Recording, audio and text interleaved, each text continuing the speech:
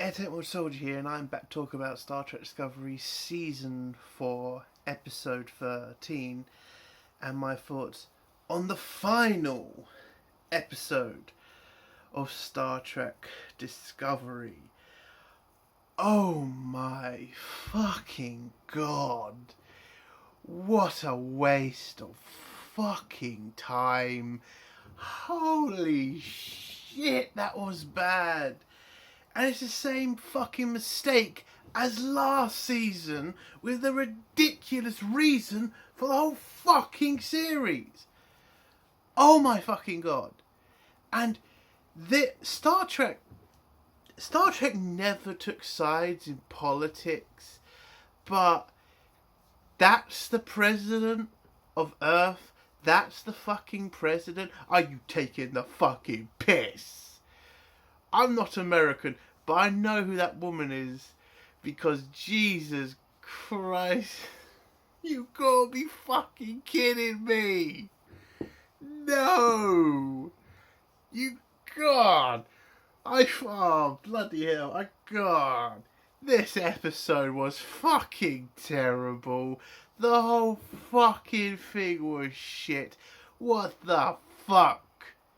I mean, how the hell did this get past anybody to make an entire fucking series about this stupid race of Tennessee idiots who are so stupid? Oh, I gotta be quiet because I can't spoil it yet. Again, this episode was terrible.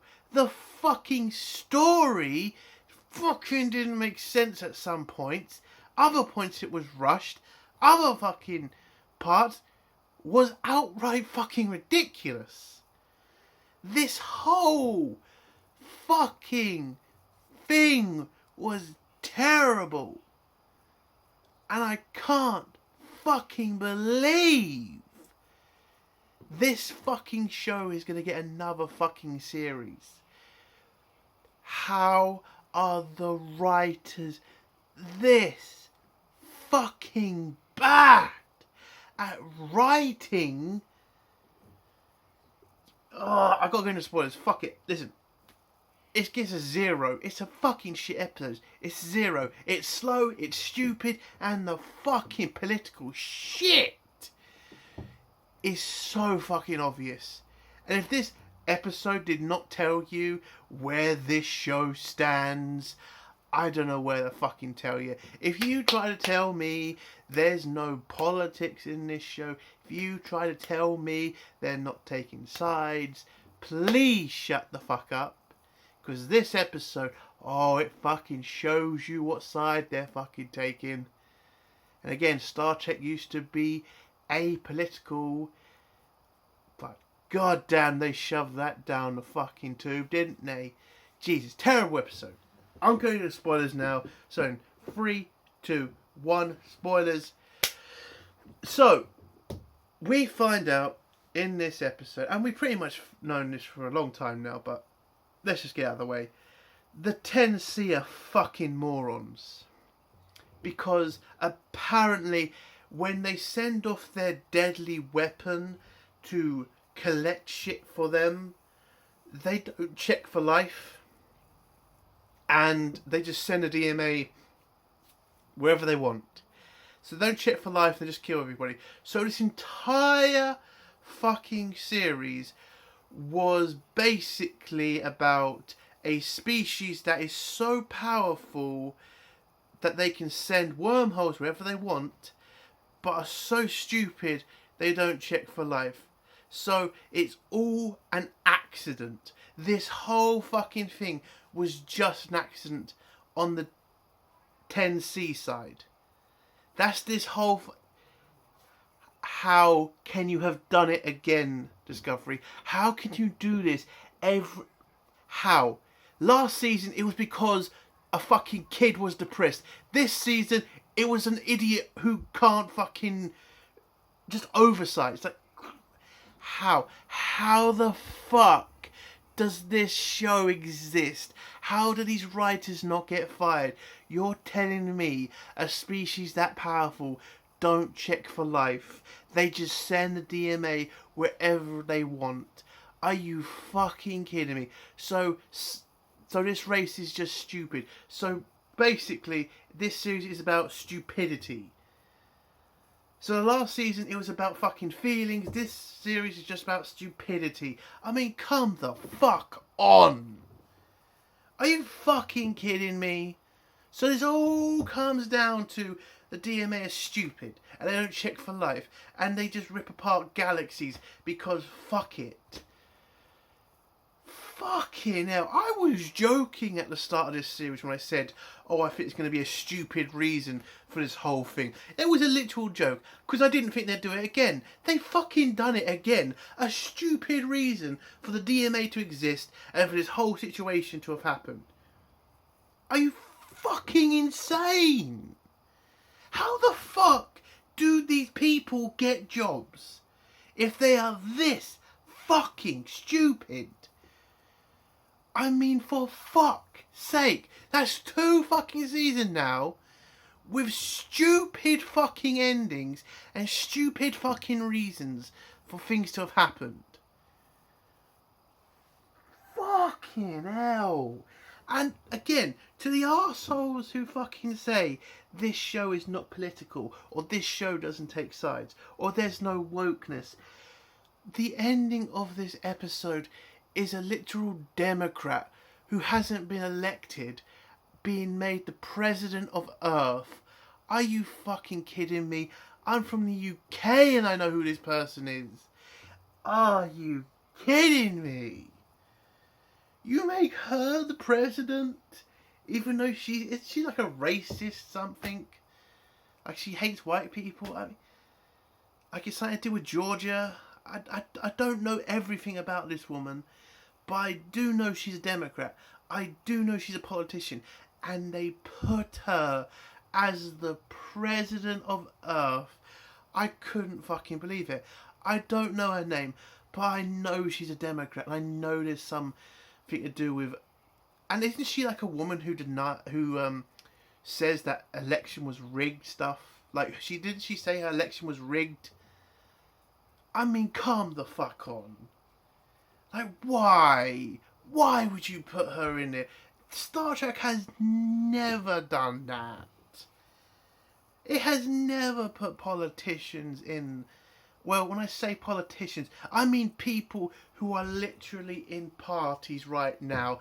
I know people are going to say, you know, Abe Lincoln, but come on, he's a historic figure. He's not running for office now, is he? She probably is. I mean, what the fuck is that? Are you kidding me?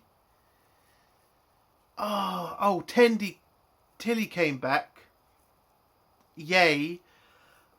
Again, I couldn't give 2 shits about this episode. This was fucking stupid. Fucking stupid. The whole fucking thing. Another fucking season, which was a waste of fucking time.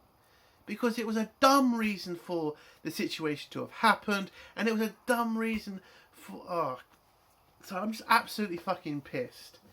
I thought there'd be a bigger reason than some idiot can't check for life. God fucking damn it, man. So the episode... I'm just going to try to go through this now. The episode 4 review now. So the episode starts off with Tilly on a Federation ship. Oh, it turns out the ship is the base of the Federation where the shield bubble comes out of. Apparently that thing can now move, and Tilly's on it with her cadets because she's a teacher now, and they're heading to Earth to help with the evacuation of Earth because the DMA is on approach. Once the ship gets there, Admiral Vance is pretty much controlling the evacuation, but it turns out there's not enough ships to evacuate most of Earth, so they're going to have to leave a lot of people behind. So he's bringing in all the Federation ships he can to defend Earth from the asteroids that are hitting Earth right now, which, by the way, is a massive problem because if any of them do hit the Earth, some of them are big as cars or big as trucks or as big as the ships. So even if the DMA doesn't kill Earth, it only takes one of those asteroids hitting Earth to wipe the planet out. Okay, like, for fuck's sake, could you just ask one scientist to be involved in the writing room, Star Trek writers? One scientist. Okay, some of the asteroids hitting Earth would literally be like nuclear fucking bombs through the atmosphere. I mean, how are these people hired? I don't get it. So that's what they're doing. Back to the DMA. Back to the 10C place. Book is still stuck on his ship with the science guy. The science guy is pretty much trying to escape the 10C people because they're sending bubbles after him, and he asks Book for help, and he keeps trying to convince Book about what he's doing, but throughout this episode it kind of just it really goes insane with him. I mean, it's really, really weird. Anyway, he tries to ask Book for help. Book says no. He then figures out how to get away from the 10C ships, and he's heading for the power source of the DMA so he can find his boyfriend. Discovery, on the other hand, is still stuck in the 10C's sphere thing, or field, or power field thing, and they can't get out. They're trying to tell the DMA to let them go as they want to stop Book and the science guy, but the DMA don't trust, not DMA, the 10C don't trust them because, well, they're attacking them, or they think they're being attacked by them. So, Adira and Stamets come up with an idea to use the mycelial network to escape the field, but if they use this, it will destroy the it will destroy the mycelial network, and that will mean it will take them hundreds of years to get back to the Federation. But Burnham pretty much decides to use it because it's their only hope to stop Book and the science guy. So they use it. They manage to escape the field and are able to race towards Book to try and stop the ship. Book manages to escape the field that he's in, and he knocks out the science guy. Oh no, actually, sorry.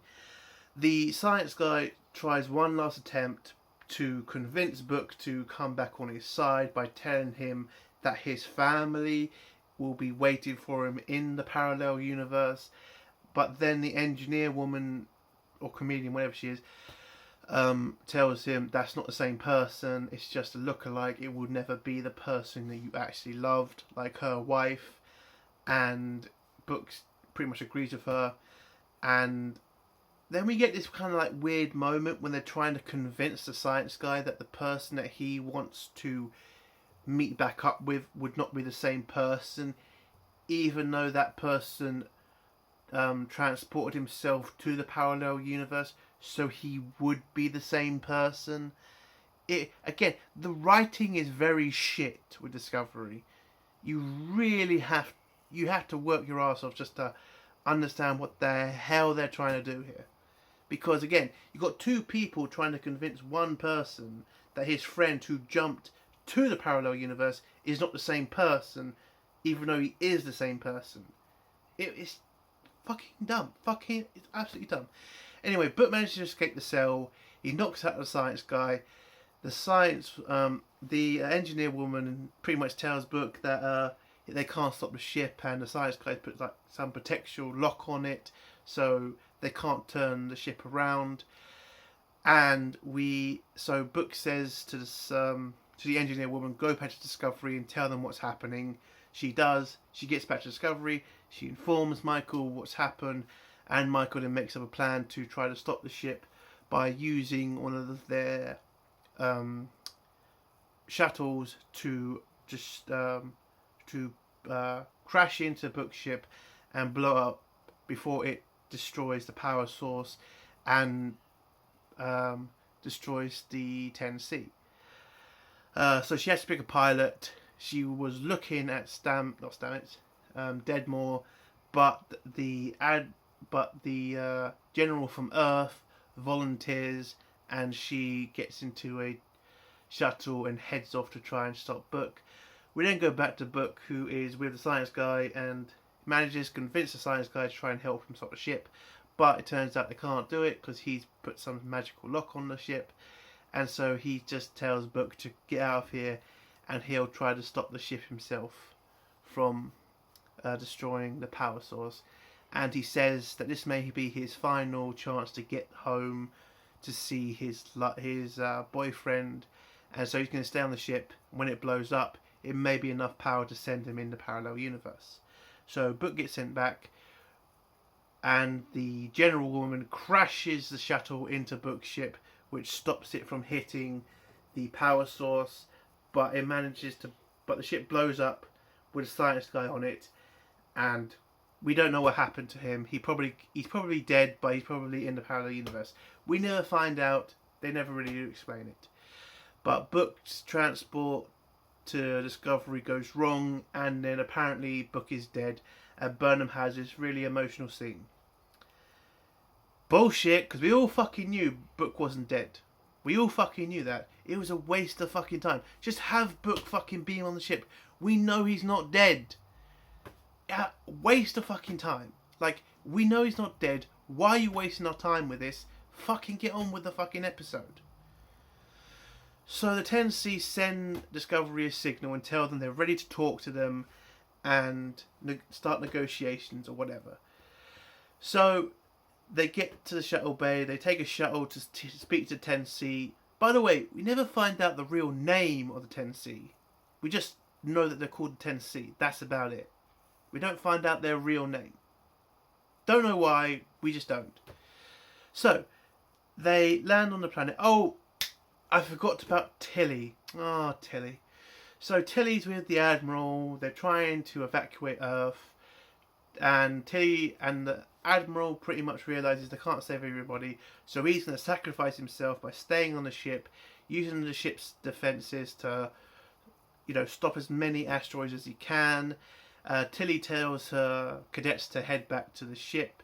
They do. And she decides to stay with the Admiral and do as much as they can to stop as many asteroids as they can. And that's it for them. They do have this one scene together where they start drinking and, talking about old times with each other. It's a very boring scene. Pretty pointless to watch, but there you go. So back with the 10C. So Michael and the whole crew, for some reason, have gone down to talk to the 10C. I understand why Burnham's there. I understand why the Asian guy's there. I understand why Saru is there. Why the fuck is the entire bridge crew with them? Like, it makes no fucking sense. Like, you don't need that many people. Again, dumb fucking writing. So they're talking to the 10C. The 10C are, trying to explain what they've done, and actually, they're trying to ask what their problem is, basically. Like, why are you here? What do you want from us?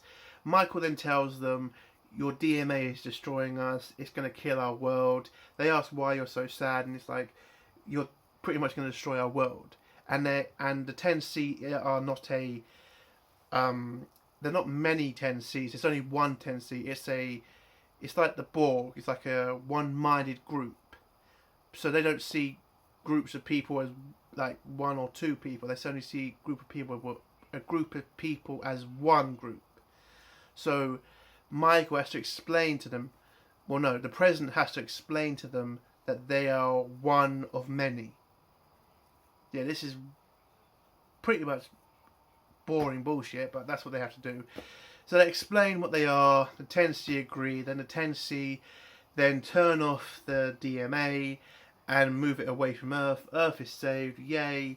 And then 10C look at Michael, but Michael's still sad because she lost Book, and the 10C then send Book back to her because apparently they interrupted the transporter signal, so Book never died, and they just beam Book right in front of Burnham, and Burnham's then happy as fuck, he's alive, and then Book speaks to the 10C and tells them to stop using their weapon because it's killing people, and that the 10C, when they use a DMA, leaves a lot of toxic stuff which makes it unlivable for other people.